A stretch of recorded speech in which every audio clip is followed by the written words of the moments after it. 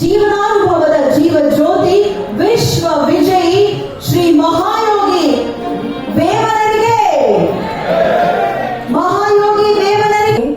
ಜಯಂತಿಯನ್ನ ಆಚರಿಸೋದ್ರ ಜೊತೆಗೆ ಇಂತಹ ಮಹನೀಯರ ಒಂದಷ್ಟು ತತ್ವಾದರ್ಶಗಳನ್ನ ಮನದ ಆಳಕ್ಕೆ ಮುಟ್ಟಿಸುವಂತಹ ಉಪನ್ಯಾಸಕರನ್ನ ಕೂಡ ಯಾರವರನ್ನ ಬರಮಾಡ್ಕೊಳ್ತಾ ಇದ್ದೀನಿ. ಉಪನ್ಯಾಸದ ಜೊತೆಗೆ ಸಚಿವರಿಗೆ ಅವರು ಒಂದು ಮನವಿಯನ್ನ ಕೂಡ ಕೊಡಲಿದ್ದಾರೆ. ಸರ್, ಒಳ್ಳೆಯ ಅಂಶಗಳನ್ನ ತಮ್ಮ ಲೋಕಾನುಭವದ ಮೂಸೆಯಲ್ಲಿ ಕರಗಿಸಿ ಇಡೀ ಮನುಕುಲ ಯಾವುದೇ ತರಬಹುದು, ಅನೇಕ ಜಾತಿಯ ಹೂವುಗಳು. ಅದರ ಉದ್ದೇಶ ಏನು?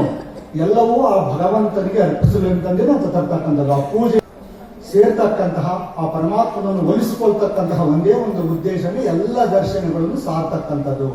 ಇದನ್ನ ವೇಮನರು ಅದ್ಭುತವಾದ ಈ ದೃಷ್ಟಾಂತಗಳ ಮೂಲಕ ಹಸುಗಳನ್ನು ಒಂದು ದೃಷ್ಟಾಂತವಾಗಿ ತಗೊಳ್ತಾರೆ, ಹೂಗಳನ್ನು ಒಂದು ದೃಷ್ಟಾಂತವಾಗಿ ತಗೊಳ್ತಾರೆ.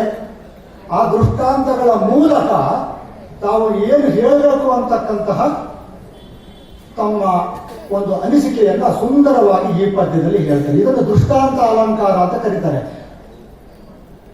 ಕಾವ್ಯಮೀಮಾಂಸೆಯಲ್ಲಿ ಉಪಮಾನ ಅಲಂಕಾರ, ರೂಪಕ ಅಲಂಕಾರ, ಅರ್ಥಾಂತರ ನ್ಯಾಸ ಅಲಂಕಾರ, ಅನೇಕ ಅಲಂಕಾರಗಳಿದ್ದಾವೆ.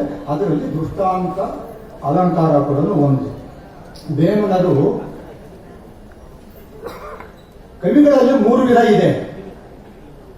ರಾಜಕವಿಗಳು, ಭಕ್ತಿ ಕವಿಗಳು, ಪ್ರಜಾಕವಿಗಳು ಅಂತ.